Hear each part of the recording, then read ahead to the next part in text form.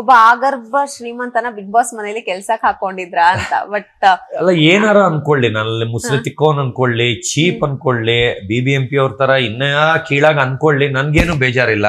ನಾನು ಎಲ್ಲಿಗೆ ಹೋಗ್ಲಿ, ಬಿಗ್ ಬಾಸ್ ಮನೆ ಅಂತಲ್ಲ, ಒಂದು ಹೋಟೆಲ್ಗೆ ಹೋಗ್ಲಿ, ಯಾರೋ ಫ್ರೆಂಡ್ಸ್ ಮನೆಗೆ ಹೋಗ್ಲಿ, ಎಲ್ಲೋದ್ರುನು ಹೋಟ್ಲಲ್ಲಿ ಹೋದ್ರು ಸ್ನಾನ ಆಗ್ತಿದ್ದಂಗೆ ಆ ಬಾತ್ರೂಮ್ ನ ತೊಳೆದ್ಬಿಟ್ಟೆ ಬರೋದು ನಾನು. ಯಾಕಂದ್ರೆ ನೆಕ್ಸ್ಟ್ ಹೋಗೋರ್ಗೆ ಅದು ನೀಟ್ ಕಾಣ್ಬೇಕು ಅಂತ. ಆಮೇಲೆ ಹೋಟ್ಲಲ್ಲಿ ಎಲ್ಲ ಟಿಶ್ಯೂ ಪೇಪರ್ ಎಲ್ಲ ಅಲ್ಲೇ ಬಿಸಾಕ್ಬಿಡ್ತಾರೆ, ಯಾಕಂದ್ರೆ ಅವ್ರ ಅಪ್ಪನ ಮನೆ ಅಲ್ವಲ್ಲ. ಕೆಲ್ಸದವ್ರು ಬಂದು ಕ್ಲೀನ್ ಮಾಡು ಅಂದ್ರೆ ಕ್ಲೀನ್ ಮಾಡ್ತಾರೆ ಅಂತ. ನಾನೊಂದು ಹಾಸಿಗೆನು ನಾನು ರೂಮ್ ಒಳಗೆ ಇದ್ನ ಅನ್ನೋದು ಹೋಟ್ಲವ್ರಿಗೆ ಡೌಟ್ ಬರ್ಬೇಕು. ಆ ತರ ಎದ್ದ ತಕ್ಷಣ ಹಾಸಿಗೆ ಹಾಸ್ಬಿಟ್ಟು ಕೈಯಲ್ಲಿ ನೈಸ್ ಮಾಡ್ತೀನಿ, ಅಂದ್ರೆ ಫಿನಿಶಿಂಗ್. ನನಗೆ ನಾನು ಕೆಂಗೇರಿಲಿ ಒಂದು ಮನೆ ಮಾಡಿದೀನಿ, ಅಲ್ಲಿ ನೀವೆಲ್ಲ ಬಂದ್ರೆ ಗೊತ್ತಾಗುತ್ತೆ. ಇವತ್ತು ಅಲ್ಲೇ ಇಟ್ಕೋಬೇಕಿತ್ತು, ಅಲ್ಲಿ ಶೆಕೆ ಆಗುತ್ತೆ ಅಂತ ಇಟ್ಕೊಳ್ಳಿಲ್ಲ, ಯಾಕಂದ್ರೆ AC ಇಲ್ಲ, ಬರೀ ಫ್ಯಾನು. ಅಲ್ಲಿ ನೀವು ಬಂದ್ರೆ ಒಂದು ಹುಡುಗ ಆಗಿ ಅಲ್ಲಿ ಮುಸ್ರೆ ತಿಕ್ಕೋನು ನಾನೇ, ಟಾಯ್ಲೆಟ್ ತೊಳೆಯೋನು, ಅಡಿಗೆ ಮಾಡೋನು ನಾನೇ, ಇಡೀ ಮನೆ ಶೋಕೇಸ್ ಒರ್ಸೋನು ನಾನೇ. ಆ ಲೆವೆಲ್ಗೆ ರವಿಚಂದ್ರನ್ ಸರ್ರೇ ಹೊಗಳಿದ್ದಾರೆ.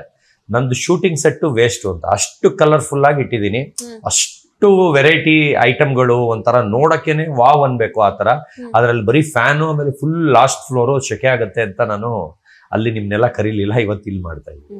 ಓಕೆ, ನಿಮಗೆ ಹೀಗೆ ಇರ್ಬೇಕು, ಹಾಗೆ ಇರ್ಬೇಕು, ಅಚ್ಚುಕಟ್ಟಾಗಿ ಇರ್ಬೇಕು ಅಷ್ಟೇ. ಆದ್ರೆ ನಾನು ಹೈಜಿನಿಕ್ ಅಲ್ಲ. ಇವಾಗ ಅಚ್ಚುಕಟ್ಟು ಅನ್ನೋದು ಬೇರೆ, ಹೈಜಿನಿಕ್ ಬೇರೆ. ಅಚ್ಚುಕಟ್ಟು ಅಂದ್ರೆ ನೀಟಾಗಿ ಇಟ್ಕೋಬೇಕು. ಕಂಡೋರ್ ಮನೆ ಆಗ್ಲಿ, ನಮ್ಮ ಮನೆ ಆಗ್ಲಿ ನೋಡಿ, ಹಿಂಗೆ ನೀಟಾಗಿದ್ರೆ ಒಂದು ಫೀಲ್ ಬರುತ್ತೆ. ಒಳ್ಳೆ ಹಂಗೆ PG ಹೋಟೆಲ್ ಲಾಡ್ಜ್ ಆ ತರ ಇಟ್ಕೊಳ್ಳೋದು. ಅಲ್ಲೇ ಸಿಗರೇಟ್ ನಂಗೆ ಸಿಗರೇಟ್ ಸೇದೋರ್ನ ನಮ್ಮ ಮನೆ ಒಳಗೂ ಸೇರ್ಸಲ್ಲ ನಾನು. ಆ ಡ್ರಿಂಕ್ಸ್ ಇಲ್ಲ, ಸಿಗರೇಟ್ ಇಲ್ಲ, ಏನಿಲ್ಲ. ಬಿಯರ್ ರೇರ್, ಫ್ರೆಂಡ್ಸ್ ಸಿಕ್ಕಿದ್ರೆ ಮಾತ್ರ. ಆದ್ರೆ ನಾನ್ ವೆಜ್ ಪ್ರಿಯ. ದಿನಕ್ಕೆ 1 kg ಮಟನ್ ಇಲ್ಲ ಚಿಕನ್ ಬೇಕೇ ಬೇಕು. ಅದ್ರಲ್ಲಿ 1/4 kg ಚರ್ಬಿ ಕೊಟ್ರು ತಿಂತೀನಿ. ಒಂದು ವಾಕಿಂಗ್ ಹೋಗಲ್ಲ, ಒಂದು ಜಿಮ್ಗೆ ಹೋಗಲ್ಲ, ಮಲ್ಕೊಂಡೇ TV ನೋಡೋದು. ಅಷ್ಟು ಸೋಂಬೇರಿ, ಎಕ್ಸರ್ಸೈಸ್ ಅಂತೂ ಇಲ್ವೇ ಇಲ್ಲ. ಆದ್ರೆ ನಂದು ಡೈಜೆಷನ್ ಪವರ್ ಅಷ್ಟು ಚೆನ್ನಾಗಿರೋದ್ರಿಂದ ಅದು ಏನು ಆಗದೆ ಎಲ್ಲ ಚೆನ್ನಾಗಿದೆ. ಅಂದ್ರೆ ಈಗ ಬಿಗ್ ಬಾಸ್ ಹೋಗೋಕ್ಕಿಂತ ಮುಂಚೆ 200 ಇತ್ತು ಕೊಲೆಸ್ಟ್ರಾಲ್. ಬರೀ 1 ತಿಂಗಳು ಅಲ್ಲಿ ಒಳ್ಳೆ ಊಟ ಸಿಗಲ್ಲ ಅನ್ಬಿಟ್ಟು 1 ತಿಂಗಳು ಡೈಲಿ ಪಾಪಣ್ಣ ಮಟನ್ ತರಿಸಿ ತಿಂದು 200 ಇಂದ 400 ಮಾಡ್ಕೊಂಡ್ಬಿಟ್ಟೆ ಕೊಲೆಸ್ಟ್ರಾಲ್. ಇವಾಗ ಅಲ್ಲಿ 15 ದಿವಸನೂ ಎಷ್ಟೋ ಇದ್ದೆ, ಒಂದು 3 ವೀಕ್ಸ್ ಹತ್ತತ್ರ. ಅಷ್ಟ್ರಲ್ಲಿ ನನ್ಗೆ ಗೊತ್ತಿರೋ ತಿರ್ಗಾ ವಾಪಸ್ 200 ಬಂದಿರುತ್ತೇನೋ. ನಿನ್ನೆಯಿಂದ ಮನೇಲಿ ಕೈಮಾ ಪೂರಿ ಎಲ್ಲ ಮಾಡಿಸ್ಕೊಂಡು ತಿಂತಾ ಇದ್ದೀನಿ. ಇವತ್ತು ಎಲ್ಲ ಮುಗಿದ್ಮೇಲೆ ತಿರ್ಗಾ ಮಟನ್ ಚಿಕನ್ ತಗೊಂಡ್ ಹೋಗ್ಬೇಕಿಲ್ಲ, ಫಿಶ್ ಏನಾದ್ರು. ಅಂದ್ರೆ ಅಷ್ಟು ಬರಗೆಟ್ಟು ಬಿಟ್ಟಿದೀನಿ. ಯಾಕಂದ್ರೆ ಅಲ್ಲಿ ನೀವು ಟಿವಿಲಿ ನೋಡ್ದಂಗೆ 1 ದಿವಸ ಅಷ್ಟೇ ಒಳ್ಳೆ ಊಟ ಇರುತ್ತೆ. ಅಲ್ಲಿ 1 ವೀಕಿಗೆ ಅಂತ ಊಟ ಕೊಟ್ಟಿರ್ತಾರೆ. ಇವ್ರು ಏನ್ ಮಾಡ್ತಾ ಇದ್ರು, ಜಾಸ್ತಿ ಮಾಡಿ ಕಸಕ್ಕೆ ಬಿಸಾಕ್ತಾ ಇದ್ರು. ಆ ಬಿಸಾಕೋದನ್ನು 1 ದಿವಸ ಮಟನ್ ಚಿಕನ್ ಎಲ್ಲಾರ್ಗು ಇಷ್ಟಿಷ್ಟೇ ಬಂದಿದ್ದು. ಯಾರೋ ಕದ್ಬಿಟ್ಟು ಎಲ್ಲೋ ಕೆಳಗಡೆ ಇಟ್ಕೊಂಡ್ಬಿಟ್ಟಿದ್ದಾರೆ. 3 ದಿವಸ ಆದ್ರೂ ನೋಡಿಲ್ಲ. ಅದು ಫ್ರಿಜ್ ಅಲ್ಲಿ ಐಸ್ ಆಗ್ಬಿಟ್ಟು ಕಲ್ಲಾದಂಗ್ ಆಗ್ಬಿಟ್ಟಿತ್ತು. ಇವ್ರು ಆಚೆ ಇಟ್ಟಿರ್ತಾರೆ. ನಾನ್ ಹಿಂಗ್ ನೋಡ್ತೀನಿ, ಇದೇನಪ್ಪ ಅವತ್ತು ಎಲ್ಲಾರ್ಗು ಶಾರ್ಟೇಜ್ ಆಯ್ತು, ಇದೇಂಗ್ ಇಷ್ಟು ಕಪ್ ಫುಲ್ ಇಷ್ಟಿಷ್ಟು ಮಟನ್ ಇಷ್ಟು ಚಿಕನ್ ಮಿಕ್ಕಿದೆಯಲ್ಲ, ಅದ್ ಹೆಂಗ್ ಮಿಕ್ಕುತ್ತೆ ಅಂತ. ಅಂದ್ರೆ ಕದ್ದಿ ಯಾರೋ ಬಚ್ಚಿಕೊಂಡಿದ್ದಾರೆ, ಅವ್ರು ಮರ್ತ್ ಬಿಟ್ಟಿದ್ದಾರೆ. 3 ದಿವಸ ಆದ್ರೂ ಮರ್ತ್ ಬಿಟ್ಟಿದ್ದಾರೆ. ನಾನು ಕೇಳ್ತೀನಿ ಯಾರ್ದು ಅಂತ. ಯಾರ್ದು ಇಲ್ಲ, ಬಿಸಾಕಕ್ಕೆ ಇಟ್ಟಿದೀವಿ ಅಂತಾರೆ. ನನ್ಗೆ ಹೊಟ್ಟೆ ಹೊರದೋಗುತ್ತಿಲ್ಲ. ಊಟಕ್ಕೆ ಅನ್ನಕ್ಕೆ ಬೆಲೆನೇ ಇಲ್ಲ, ಅದು ಮಟನ್ ಚಿಕನ್ ಬಿಸಾಕ್ತಾರಲ್ಲ ಅಂತ. ನಾನೇನ್ ಮಾಡ್ತೀನಿ, ಯಾರಿಗಾರು ಬೇಕಾ ಎಲ್ಲಾರ್ಗು ಕೇಳ್ತೀನಿ. ಯಾರು ನಮಗ್ ಬೇಡ ಅಂತಾನೆ ಹೇಳ್ತಾರೆ. ಅಯ್ಯೋ ಥೂ ಅಂತಾರೆ. ಊಟಕ್ಕೆ ಥೂ ಅಂತಾರೆ. ನಾನ್ ಹಂಗಾರೆ ನಾನು ತಿನ್ಬೋದಾ ಅಂತ ಕೇಳ್ತೀನಿ. ಯಾಕಂದ್ರೆ ನಾನು ಎಲ್ಲಾರ್ದು ಕೇಳ್ಬಿಟ್ಟೆ ನಾನು ತಿನ್ನೋದು.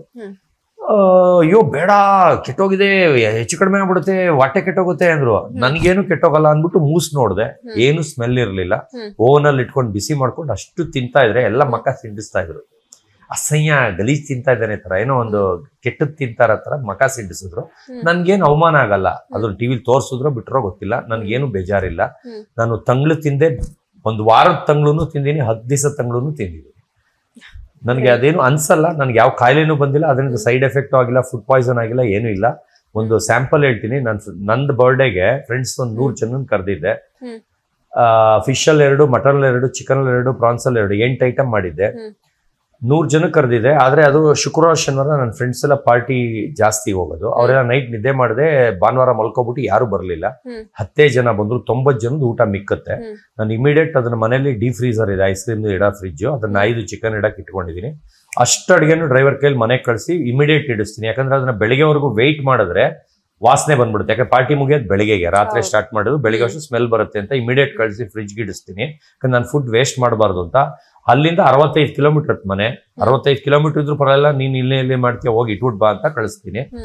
ಅವನು ಇಟ್ಬಿಟ್ಟು ಬರ್ತಾನೆ. ಆಮೇಲೆ ಇಲ್ಲಿ ಪಾರ್ಟಿ ಎಲ್ಲ ಮುಗಿಯುತ್ತೆ. 10 ಜನಕ್ಕೆ ಎಷ್ಟು ಬೇಕೋ ಅಷ್ಟು ಇಟ್ಕೊಂಡು ಮುಗಿಸಿ ಬರ್ತೀನಿ. ಬಂದ್ಮೇಲೆ ಆ ಫುಡ್ನ ನಾನು ನನ್ನ ಮಗ 7 ದಿವಸ ಬೆಳಗ್ಗೆ ಮಧ್ಯಾಹ್ನ ರಾತ್ರಿ ತಿಂದು ಖಾಲಿ ಮಾಡ್ತೀವಿ. 7ನೇ ದಿವಸಕ್ಕೆ ಹೀಟ್ ಆಗ್ಬಿಟ್ಟು ಜ್ವರ ಬಂದ್ಬಿಡುತ್ತೆ. ಆದ್ರೆ ಫುಡ್ ಪಾಯ್ಸನ್ ಆಗಲ್ಲ, ಯಾಕಂದ್ರೆ 90 ಜನದ ಊಟ ನಾನು ನನ್ನ ಮಗ ಇಬ್ಬರೇ ಖಾಲಿ ಮಾಡಿದ್ವಿ. ಓಕೆ ಸರ್, ನಿಮ್ಮ ಲೈಫ್ ಜರ್ನಿನೆಲ್ಲ ನೋಡಿದ್ರೆ ಇಲ್ಲೇ ಇದೆ, ಹೈಪಲ್ ಇದೆ. ಬಟ್ ಇದೆಲ್ಲದರ ನಡುವೆ ಬಿಗ್ ಬಾಸ್ ಯಾಕೆ ಬೇಕಿತ್ತು ಅನ್ನುವಂಥದ್ದು? ಮೇಡಮ್, ನಾನು ಈಗ ಒಬ್ಬ ಹೀರೋ ಹೀರೋಯಿನ್ ಕನ್ನಡದವರಾದ್ರೆ ಬರೀ ಕರ್ನಾಟಕ ಫೇಮಸ್ ಆಗಿರ್ತಾರೆ. ತಮಿಳ್ನಾಡಿಗೆ ಹೋಗಿ ಅವ್ರು ಗೊತ್ತಾ ಅಂದ್ರೆ ಗೊತ್ತಿಲ್ಲ ಅಂತಾರೆ, ಆಂಧ್ರಾಗ ಹೋಗಿ ಗೊತ್ತಾ ಅಂದ್ರೆ ಗೊತ್ತಿಲ್ಲ ಅಂತಾರೆ. ಆಮೇಲೆ ಅವ್ರು ಒಂದ್ ಫಂಕ್ಷನ್ಗೆ ಹೋದ್ರು ಅದು ನ್ಯೂಸ್ ಆದ್ರೆ ಅಲ್ಲಿ ಬಂದವ್ರಿಗಷ್ಟೇ ಗೊತ್ತಿರುತ್ತೆ. ಅವ್ರು ಹೋಗಿ ಪಕ್ಕದ ರೋಡಲ್ಲಿ ಹೋಗ್ಬಿಟ್ಟು ಈ ತರ ಫಂಕ್ಷನ್ ಆಯ್ತು ಅಂತ ಒಂದ್ ರೋಡ್ ಆ ಕಡೆ ಹೋಗಿ ಕೇಳಿದ್ರೆ ಇಲ್ಲ ಗೊತ್ತಿಲ್ಲ, ನಾವ್ ಆ ಕಡೆ ನೋಡೇ ಇಲ್ಲ ಅಂತ ಹೇಳ್ತಾರೆ. ಆದ್ರೆ ನಾನ್ ಹೆಂಗಂದ್ರೆ ಅರ್ಧ ಇಂಡಿಯಾನು ಅಲ್ಲ, ಫುಲ್ ಇಂಡಿಯಾನು ಅಲ್ಲ, ವರ್ಲ್ಡ್ ವೈಡ್ಗೆ ಗೊತ್ತು. ಆದ್ರೆ ನಂದೇ ಆದ ಪರ್ಟಿಕ್ಯುಲರ್ ಫಂಕ್ಷನ್ ಅಲ್ಲಿ ಮಾತ್ರ ನನ್ನ ಗುರ್ತಿಡಿತಿದ್ರು. ಅಂದ್ರೆ ಹೋದ್ರೆ ಸೆಲ್ಫಿ ಹೊಡ್ಸ್ಕೊಳ್ಳೋರು, ನಾನ್ ಬರ್ತೀನಿ ಗೊತ್ತಿದ್ರೆ ನಾನ್ ಬಗ್ಗೆ ಗೊತ್ತಿರೋರು ಮಾತ್ರ ಇದ್ ಮಾಡ್ತಿದ್ರು. ಆದ್ರೆ ಬೀದಿಲಿ ಹೋದಾಗ ಗುರ್ತಿರೋರು ಮಾತ್ರ ರೆಕಗ್ನೈಸ್ ಮಾಡ್ತಾ ಇದ್ರು. ಆದ್ರೆ ಬಿಗ್ ಬಾಸ್ ವೇದಿಕೆ ಯಾವ ತರ ಅಂದ್ರೆ, ನಾನು ಬಿಗ್ ಬಾಸ್ ಇಂದ ಆಚೆ ಬಂದ್ಮೇಲೆ ಒಂದು ಹೋಟ್ಲು ರೂಮಲ್ಲಿ ಇರ್ಸಿರ್ತಾರೆ, ಬಟ್ಟೆ ಬಂದಿರಲ್ಲ, ಅಲ್ಲೂ ಸ್ನಾನ ಮಾಡದೆ ಹಂಗೆ ಆಚೆ ತಲೆಗೆಣ್ಣೆ ಹಾಕೊಂಡು ಹಳೆ ಬಟ್ಟೆಲಿ ಆಚೆ ಬರ್ತೀನಿ. ಹೋಟ್ಲಲ್ಲೂ ಒಂದ್ ದಿವಸ ಎಲ್ಲ ಅದೇ ಬಟ್ಟೆಲಿ ಮಲ್ಗಿರ್ತೀನಿ. ಹೊರಡೋ ಟೈಮಲ್ಲಿ ಬಟ್ಟೆ ಬರುತ್ತೆ. ಅವ್ರದ್ದು ಕ್ಯಾಬ್ ಅಲ್ಲಿ ಹೋಗ್ತಾ ಇರ್ತೀನಿ, ತಲೆಗೆಣ್ಣೆ ಹಾಕೊಂಡು, ನಿದ್ದೆ ಇಲ್ಲದೆ, ಕೂದಲು ಆಯಿಲ್ ಫೇಸು ಏನೂ ಇಲ್ಲ, ಖರ್ಚಿ ಒರೆಸ್ಕೊಳಕ್ ಪೌಡ್ರೂ ಇಲ್ಲ. ಹೋಗ್ತಾ ಇದ್ರೆ ಸತೀಶ್ ಸಾರ್ ಅಂತ ಎಲ್ಲ ಹೋಗ್ತಾರ, ಕಾರ್ಗಳೆಲ್ಲ ಆಟೋಲಿ ಎಲ್ಲಾರು ವಿಶ್ ಮಾಡ್ತಾರೆ. ಅಯ್ಯೋ ನಂಗೊಂಥರ ಗಬ್ಬಂಕ ಅಲ್ವಾ, ನಂಗೆ ಒಂಥರ ತೋರ್ಸಕ್ಕೆ. ಈ ಲೆವೆಲ್ಗೆ ರೆಕಗ್ನೈಸ್ ಆಗಿದ್ದೀನ, ಇದು ಇಷ್ಟು ಅಂದ್ರೆ ಗೊತ್ತಿತ್ತು ಈ ಲೆವೆಲ್ ರೆಕಗ್ನೈಸೇಷನ್ ಸಿಗುತ್ತೆ ಅಂತ. ನನಗೆ ಬಿಗ್ ಬಾಸ್ ಹೋಗ ಹಿಂದಿನ ದಿವಸ ಆಂಧ್ರಲ್ಲಿ ಒಂದು 7 ಸ್ಟಾರ್ ಹೋಟೆಲ್ ಓಪನಿಂಗ್ ಸೆರೆಮನಿಗೆ 65 ಲಕ್ಷ ಕಾಂಟ್ರಾಕ್ಟ್ ಬಂದಿರುತ್ತೆ. ಆದ್ರೆ ಅದು ಒಂದ್ ದಿವಸದ ಊಟ, ಒಂದ್ ದಿವಸದ ದುಡ್ಡು. ನನಗೆ ಜನ ಸಂಪಾದನೆ, ಕರ್ನಾಟಕ ಜನತೆ ಪ್ರೀತಿ, ಯಾಕಂದ್ರೆ ನಾನು ವರ್ಲ್ಡ್ಗೆ ಎಷ್ಟೇ ಜನಕ್ಕೆ ಗೊತ್ತಿರ್ಬೋದು, ವರ್ಲ್ಡ್ಗೆ ಗೂಗಲ್ ಮಾಡಿದ್ರೆ ನಂಬರ್ 1 ಅಂತ ಬರ್ಬೋದು. ಆದ್ರೆ ನಾನು ಕರ್ನಾಟಕದ ಜನತೆಗೆ ಒಬ್ಬೊಬ್ರಿಗೂ ಮನೆ ಮುಟ್ಟಬೇಕು ಅಂದ್ರೆ ಅದು ಬಿಗ್ ಬಾಸ್ ವೇದಿಕೆನೆ. ನನಗೆ ಅದು ಒಂದೊಂದು ಊಟ ಅನ್ನಿಸ್ತು. ಆಂಧ್ರಲ್ಲಿ ಕರೆದಿರೋದು 65 ಲಕ್ಷ ನಂಗೆ ಪೇ ಆಗ್ತಾ ಇತ್ತು.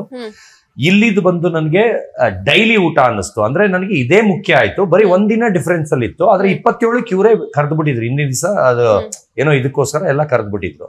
ನಾನು ಅದರಿಂದ ಅವ್ರಿಗೆ 1 ತಿಂಗಳು ಮುಂಚೆ ಮಾತಾಡಿದ್ರು, ಎಸ್ ಅಂತ ಹೇಳಿರ್ಲಿಲ್ಲ, ಪೆಂಡಿಂಗ್ ಇಟ್ಟಿದೆ. ಯಾಕಂದ್ರೆ ನನಗೆ 2 ತಿಂಗಳು ಮುಂಚೆನೆ ಇಲ್ಲಿ ಕನ್ಫರ್ಮೇಶನ್ ಆಗಿತ್ತು. 2 ತಿಂಗಳು ಮುಂಚೆನೆ. ಆದ್ರೆ ಬಿಗ್ ಬಾಸ್ ಟೀಮ್ ಅವ್ರು ಹೇಳೋದಂದ್ರೆ, ಫಸ್ಟ್ ಸೆಲೆಕ್ಷನ್ ನೀವೇ, ಫಸ್ಟ್ ಮೀಟ್ ಆಗ್ತಾರದ್ ನೀವೇ, ಫಸ್ಟ್ ಅಗ್ರಿಮೆಂಟ್ ಹೋಲ್ಡರ್ ನೀವೇ, ಫಸ್ಟ್ ಪ್ರೊಮೋ ಶೂಟ್ ನೀವೇ, ಹೈಯೆಸ್ಟ್ ಪೇಮೆಂಟ್ ನೀವೇ ಅಂದ್ರು. ಅದು ಎಷ್ಟು ನಿಜ ನನಗೆ ಪೇಮೆಂಟ್ ಒಂದು ಗೊತ್ತಿಲ್ಲ, ಯಾಕಂದ್ರೆ ನನ್ಗೆ ಎಷ್ಟು ಕೊಟ್ಟಿದ್ದಾರೆ ಬೇರೆಯವ್ರದ್ದು ನಾವು ಮಾತಾಡ್ಕೊಂಡಿಲ್ಲ. ಅದರಿಂದ ಹೈಯೆಸ್ಟ್ ಪೇಮೆಂಟ್ ನೀವೇ ಅಂದ್ರು. ಡೇ 1 ಪೇಮೆಂಟ್ ಮಾಡಕ್ ಬಂದಾಗ್ಲೂ ನಾನು ಹೇಳಿದೆ, ನಾನು ಪೇಮೆಂಟ್ ಕೇಳಿದ್ ನಾನು ನಿಮ್ಗೆ, ನಾನು 25 ಲಕ್ಷ ಬರೀ ಬಟ್ಟೆಗೆ ಶಾಪಿಂಗ್ ಮಾಡಿದೀನಿ. ಅಂದ್ರೆ ಸರ್ ನೀವೇನ್ ಗೇಮ್ ಮಾಡೋದ್ ಬಗ್ಗೆ ಕಾನ್ಸಂಟ್ರೇಟ್ ಮಾಡೋಬಿಟ್ಟು ಬಟ್ಟೆದ್ ಮಾಡ್ತಾ ಇದೀರಲ್ಲ ಅಂದ್ರು. ಸರ್ ನನ್ ಸ್ಟೈಲೇ ಬೇರೆ ಸರ್, ಅಲ್ಲಿ ಗೇಮ್ ಅದೇ ಬಟ್ಟೆ ಹಾಕೊಂಡೆ ಆಡಿದ್ರೆ ಏನ್ ಬೇಡ ಅಂತೀರಾ ಸರ್ ಅಂತ. ಆದ್ರೆ ನನ್ಗೆ ಹೆಂಗಂದ್ರೆ, ಎಲ್ಲೋದ್ರು ಏನೋ ಒಂದ್ರಲ್ಲಾರ ಹೆಸರು ಮಾಡ್ಕೊ ಬರ್ಬೇಕು. ಈಗ ಗೆಲ್ತೀನೋ ಸೋಲ್ತೀನೋ. ಆಮೇಲೆ ಒಂದ್ರಲ್ಲಿ ಚಾನಲ್ ಇಂಟರ್ವ್ಯೂ ಕೊಟ್ಟು ಹೋಗಿದ್ದೀನಿ, ನಾನು ಸೋಲಕ್ಕೆ ಹೋಗ್ತಾ ಇದ್ದೀನಿ ಅಂತ. ಯಾಕಂದ್ರೆ ಗೆಲ್ಲಕ್ ಹೋಗ್ತೀನಿ ಇಂದಾಗ ಕೆಟ್ಟ ಕೆಲಸ ಮಾಡ್ಬಿಡ್ತೀವಿ. ಆ ಗೆಲ್ಲಕ್ಕೋಸ್ಕರ ರೇಸ್ ಇದ್ರಲ್ಲಿ ಅವ್ರನ್ನ ಇದ್ ಮಾಡೋದು, ಇವ್ರನ್ನ ತುಳಿಯೋದು, ಕೆಟ್ಟವ್ರು ಅನ್ಸ್ಕೊಂಡ್ ಬರ್ತೀವಿ. ನಾನ್ 3 ವಾರ ಇದ್ರೂನು ಒಳ್ಳೆಯವ್ನ ಅನ್ಸ್ಕೊಂಡ್ ಬಂದೆ. ನನಗೆ ಇದು ತೃಪ್ತಿ ಇದೆ. ಆಮೇಲೆ ನಾನೇನು ಬೇಜಾರಲ್ಲಿ ಬರ್ಲಿಲ್ಲ. ಆದ್ರೆ ಇದು ಪ್ರೀ ಪ್ಲಾನ್ ಮಾಡಿ ಕಳ್ಸಿದ್ರು, ಅದೊಂದು ಬೇಜಾರಿದೆ. ನಾನು ಇನ್ನ ಒಂದ್ ಚೂರು ಇರ್ಬೇಕಿತ್ತು ಅಂತ. ಆದ್ರೆ ಅವ್ರು ಡಿಸೈಡ್ ಒಳಗೆ ನನಗೆ ಗೊತ್ತಾಗ್ತಿತ್ತಲ್ಲ ಈ ಸಲ ನನ್ನೇ ಕಳ್ಸೋದು ಅಂತ.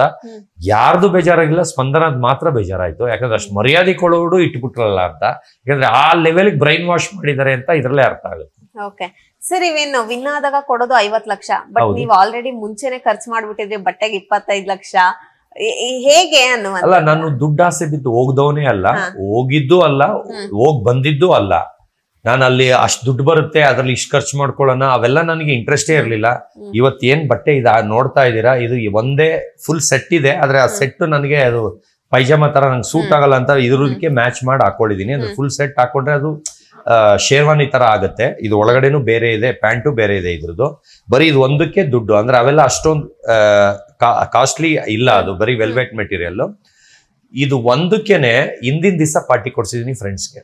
ಅದೇ ಬ್ಲೇಸರ್ ಇದು 2,80,000 ಹಾಕೊಳ್ತಿದೀನಿ ಅಂತಾನೆ ಹಿಂದಿನ ದಿವಸ ರಾತ್ರಿ 11 ಗಂಟೆಲಿ ಸೀ ಫುಡ್ ಪಾರ್ಟಿ ಕೊಡ್ಸಿ ಒಂದು ಅರ್ಧ kg ಕೇಕ್ ಕಟ್ ಮಾಡಿ ಅವರೆಲ್ಲ ನಂಗೆ ಕಂಗ್ರಾಟ್ಸ್ ಹೇಳೋ ತರ ಈ ಜಾಕೆಟ್ ಪಾರ್ಟಿ ಅಂತಾನೆ ಹೆಸರಿಟ್ಕೊಂಡು ಪಾರ್ಟಿಗೆ ಪಾರ್ಟಿ ಮಾಡಿ ಮಾರನೇ ದಿವಸ ನಾನು ಬಿಗ್ ಬಾಸ್ ವೇದಿಕೆಗೆ ಬಂದು ಸುದೀಪ್ ಸರ್ ಮುಂದೆ ಇದನ್ನೇ ಹಾಕೊಂಡು ನಾನು ಎಂಟ್ರಿ ಕೊಟ್ಟೆ. ಅದು ನಂಗೆ ತುಂಬಾ ಇಷ್ಟ ಆಯ್ತು, ಯಾಕಂದ್ರೆ ಇದು ತುಂಬಾ ವೈರಲ್ ಆಗೋಗಿದೆ, ತುಂಬಾ ವೈರಲ್ ಆಗೋಗಿದೆ. ಆಮೇಲೆ ಎಲ್ಲ ಕೆಟ್ಟದಾಗಿ ಮಾತಾಡೋದು, ಏನಿದೆ ಅದರಲ್ಲಿ 2,80,000, ಏನಿದೆ 2,80,000 ಅಂತ. ಅದಕ್ಕೆ ಹುಡುಗರು ಕೊಟ್ರೆ ಅದು ಅರ್ಥ ಆಗಲ್ಲ. ಎಲ್ಲ ಹುಡುಗಿರಿಗೆ ಕೈಗಿಟ್ಟೆ, ಯಾಕಂದ್ರೆ ಹುಡುಗಿರೇ ಬ್ಲೌಸ್ಗೆ ಎಲ್ಲ ವರ್ಕ್ ಮಾಡಿರ್ತಾರೆ. ಆ ವರ್ಕ್ ಕ್ವಾಲಿಟಿ, ಆ ವರ್ಕಿಗೆ ಯೂಸ್ ಮಾಡಿರೋ ಮೆಟೀರಿಯಲ್, ಆ ಫಿನಿಶಿಂಗು ಚೆಕ್ ಮಾಡ್ಬಿಟ್ಟು ಒಬ್ಬೊಬ್ರು ಕರೆಕ್ಟ್ ಅಂದ್ರು. ನಿಮ್ ಮೀಡಿಯಾ ಅವ್ರು ಮೊನ್ನೆ ಬಂದು ಎಷ್ಟೊಂದ್ ಜನ ಮಾಡ್ಕೊಂಡೋದ್ರು. ಬರ ಲೇಡೀಸ್ಗೆ ಕೊಟ್ಟಿರೋದು, ಹೇಳಿ ನಿಮ್ ಬಾಯಿಂದ ಹೇಳಿ ರೆಕಾರ್ಡ್ ಇದಾಗ್ಲಿ ಅಂತ ಆತರ ಪ್ರೂವ್ ಮಾಡಿ ಹತ್ರ ಬಂದದು ಫಿನಿಶಿಂಗ್ ನೋಡಿದ್ರೇನೆ ಗೊತ್ತಾಗ. ನಿಮ್ಗೂ ಮೇಡಮ್ ಇನ್ನು ನಿಮ್ ಕೈ ಕೊಟ್ಟಿಲ್ಲ, ನಿಮ್ಗೆ ಇನ್ನೂ ಗೊತ್ತಾಗಲ್ಲ. ನಿಮ್ ಕೈ ಕೊಟ್ರೆ ಅದ್ರದ್ದು ಕ್ವಾಲಿಟಿ ಅರ್ಥ ಆಗತ್ತೆ. ಯಾಕಂದ್ರೆ ನಾನು ಸುಳ್ಳು ಹೇಳೋನಲ್ಲ, ನಾನು ಇದು ಮಾಡಿದೀನಿ ಅಂದ್ರೆ ಇದು ಮಾಡಿದೀನಿ. ನಂಬಿದ್ರೆ ನಂಬಿ, ಬಿಟ್ರೆ ಬಿಡಿ. ಇವಾಗ ಇಡಿ ರೈಡ್ ಆಯ್ತು, ಅದ್ರ ಬಗ್ಗೆ ಮಾತಾಡ್ತೀನಿ. ಇಡಿ ರೈಡ್ ಅಲ್ಲಿ ಬರೀ ನನ್ ಮನೆ ತೋರ್ಸಿದ್ರು, ನನ್ ಹಿಡ್ಕೊಂಡ್ ಹೋಗೋದ್ ತೋರ್ಸ್ಲಿಲ್ಲ, ನನ್ನೇನ್ ಜೈಲ್ಗೆ ಹಾಕಿಲ್ಲ, ಕೇಸ್ ಆಗಿಲ್ಲ. 1.5 hourಗೆ ಮುಗ್ದೋಯ್ತು.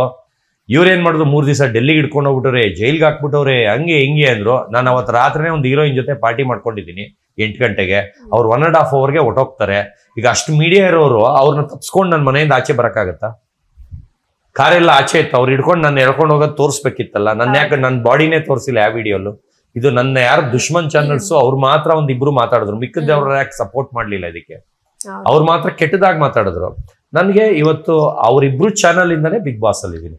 ಅದಕ್ಕಿಂತ ಮುಂಚೆ ಎಷ್ಟು ಒಳ್ಳೆ ನ್ಯೂಸ್ ಬಂದ್ರು ನನ್ನ ಕರೀಲಿಲ್ಲ. ನಾನು 8 ವರ್ಷದಿಂದ ಬಕಾಸುರ ತರ ಕಾಯ್ಕೊಂಡು ಕೂತಿದ್ದೆ. ಆದ್ರೆ ಅಷ್ಟು ಹುಚ್ಚು ಬಿಗ್ ಬಾಸ್, ಯಾವಾಗ ಕರೀತಾರೆ, ಹೋಗ್ಬಿಡೋಣ ತುಂಬಾ ಇಂಟ್ರೆಸ್ಟ್. ಅವಾಗೆಲ್ಲ ಕರೀಲಿಲ್ಲ. ಈ ಕೆಟ್ಟದ್ ಬಂದ ತಕ್ಷಣ ಟಕ್ ಅಂತ, ಅದು ಏನು 20 ದಿವಸ ಮುಂಚೆನೆ ಮೆಸೇಜ್ ಮಾಡಿದ್ದಾರೆ, ನಾನು ನೋಡಿಲ್ಲ ಇನ್ಸ್ಟಾಗ್ರಾಮ್ ಅಲ್ಲಿ. ಯಾಕಂದ್ರೆ ನಾನು ಇಂಗ್ಲಿಷ್ ಬರಲ್ಲ ಅಂತ ಯಾರಿಗೂ ರಿಪ್ಲೈ ಮಾಡಲ್ಲ, ಏನು ಇಲ್ಲ. ಕಾಲ್ ಮಾಡಿದ್ರೆ ಮಾತಾಡ್ತೀನಿ, ವಾಟ್ಸಪ್ ಅಲ್ಲಿ ಮೆಸೇಜ್ ಮಾಡಿದ್ರು ರಿಪ್ಲೈ ಮಾಡಲ್ಲ. ಬೇಕಾದ್ರೆ ಕಾಲ್ ಮಾಡ್ಲಿ ಅಂತ. ಏನ್ ನೀನ್ ಕೊಬ್ಬು ಮೆಸೇಜ್ ಮಾಡಿ ನೋಡೋದಲ್ವಾ ಆತರ ಫ್ರೆಂಡ್ಸು ಅಂತಾರೆ. ಇವರು ಅದೇ ತರಾನೇ ಬರುತ್ತೆ ಕಾಲು. ಇವರು ಪಾಪ ನನ್ನ ನಂಬರು ಇನ್ಸ್ಟಾಗ್ರಾಮ್ ಅಲ್ಲಿ ಇದ್ರೂ ಗೊತ್ತಾಗಲ್ಲ ಅವ್ರಿಗೆ. ಬೇರೆ ಬೇರೆ ಕಡೆಯಿಂದ ಸೋರ್ಸ್ ಇಂದ ಟ್ರೈ ಮಾಡ್ತಾರೆ, ಇದ್ರೂ ಕೊಡಲ್ಲ. ನನ್ಗೆ ಗೊತ್ತಿರೋ ಫ್ರೆಂಡ್ಸು ಕೊಡಲ್ಲ ಹೊಟ್ಟೆವರಿಗೆ. ಆದ್ರೆ ಚಿತ್ತಾರ ಶಿವಕುಮಾರ್ ಯಾರೋ ಓನರ್ 1 ಸೆಕೆಂಡಿಗೆ ಕೊಡ್ತಾರೆ. ಅವ್ರು ಕೊಟ್ರು ಅಂತಾನೆ ಕಾಲ್ ಬರುತ್ತೆ.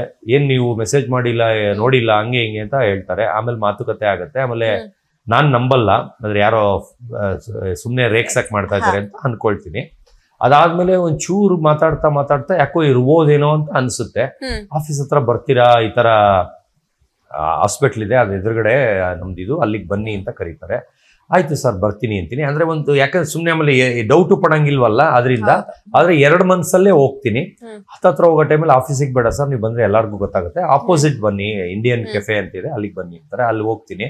ನಂದು ಡ್ರೆಸ್ ಸೆನ್ಸ್ ನೋಡೇನೆ ಇಬ್ರು ಶಾಕ್ ಆಗ್ಬಿಡ್ತಾರೆ. ಯಾಕಂದ್ರೆ ಲೈವ್ ಆಗಿ ಇಬ್ರು ನೋಡಿರಲ್ಲ, ಬರೀ ತಿಳ್ಕೊಂಡಿರ್ತಾರೆ ಅಷ್ಟೇ. ಹಾಲಿವುಡ್ ಸ್ಟಾರ್ ಅಂತ ಹೆಸರಿರ್ತಾರೆ. ಅವ್ರು ನೆಕ್ಸ್ಟ್ ಟೈಮ್ ಇಂದ ಫೋನ್ ಬಿಡ್ಬೇಕು, ಹಾಲಿವುಡ್ ಸ್ಟಾರ್ ಏನ್ ಮಾಡ್ತಾ ಇದ್ದೀರಾ ಅಂದ್ರೆ, ಕನ್ನಡ ಆಕ್ಟರ್ಗಿಂತ ಇವನು ವಿಭಿನ್ನವಾಗಿ ಕಾಣಿಸ್ತಾನೆ, ಡ್ರೆಸ್ ಸೆನ್ಸ್ ನೋಡಿ ಸರ್ ಅಂತ ಅಲ್ಲೇ ಉಪ್ಸ್ತಾ ಇರ್ಲಿಲ್ಲ, ರಿಯಲ್ ಆಗಿ ಹೇಳ್ತಾ ಇರ್ತಾರೆ. ಡೇ 1 ಹೇಳಕ್ ಸ್ಟಾರ್ಟ್ ಮಾಡ್ತಾರೆ. ಅವರು ಪ್ರಕಾಶ್ ಸರ್ ಬಂದಿರ್ತಾರೆ, ಆಮೇಲೆ ವಿಷ್ಣು ಸರ್ ಬಂದಿರ್ತಾರೆ. ಇಬ್ರು ಅಲ್ಲೇ ಎಲ್ಲ ಎಕ್ಸೈಟ್ ಆಗ್ಬಿಡ್ತಾನೆ. ಅಂದ್ರೆ ಏನ್ ಇವ್ನು ಹಿಂಗೆ ಪರ್ಸನಾಲಿಟಿ ಇದೆ, ಈ ಡ್ರೆಸ್ ಸೆನ್ಸು, ಹಿಂಗ್ ಲುಕ್ ಇದಾನೆ ಅಂತ ಸ್ಟಾರ್ಟ್ ಆಗುತ್ತೆ. ಆಮೇಲೆ ಕ್ವಶನ್ಗಳು ಕೇಳ್ತಾರೆ, ನಿಮ್ ಬಗ್ಗೆ ಹೇಳಿ ಅಂತ. ನಾನು ಬರೀ ಅಚೀವ್ ಮಾಡಿರೋ ಬಗ್ಗೆ ಹೇಳ್ತೀನಿ. ಅದ್ ಬಿಟ್ಟು ಅಂತಾರೆ. ಅದ್ ಬಿಟ್ಟು ಇನ್ನೇನ್ ಹೇಳಿ ಅಂದ್ರೆ, ಅದ್ ಬಿಟ್ಟು ಅಂತಾರೆ. ನಾನು ಅದ್ ಬಿಟ್ಟು ಏನ್ ಸರ್, ಅದೇ ಬಿಟ್ಟು ಏನ್ ಹೇಳಿ ಸರ್ ಅಂತ ಕೇಳ್ತೀನಿ. ಅದ್ ಬಿಟ್ಟು ನಿಮ್ ಪರ್ಸನಾಲಿಟಿ ಬಗ್ಗೆ ಹೇಳಿ ಅಂತಾರೆ. ಪರ್ಸನಾಲಿಟಿ ಸರ್ ಚೆನ್ನಾಗಿದೆ ಅಂತೀನಿ. ಅದು ಅಲ್ಲ, ನಿಮ್ ಕ್ಯಾರೆಕ್ಟರ್ ಬಗ್ಗೆ ಅಂತ ಕೇಳ್ತಾರೆ. ಅವಾಗ ಹೇಳ್ತೀನಿ ನಾನು ಹಿಂಗೆ ಅಂತ ಫುಲ್ ಫಿದಾ ಆಗ್ಬಿಡ್ತಾರೆ.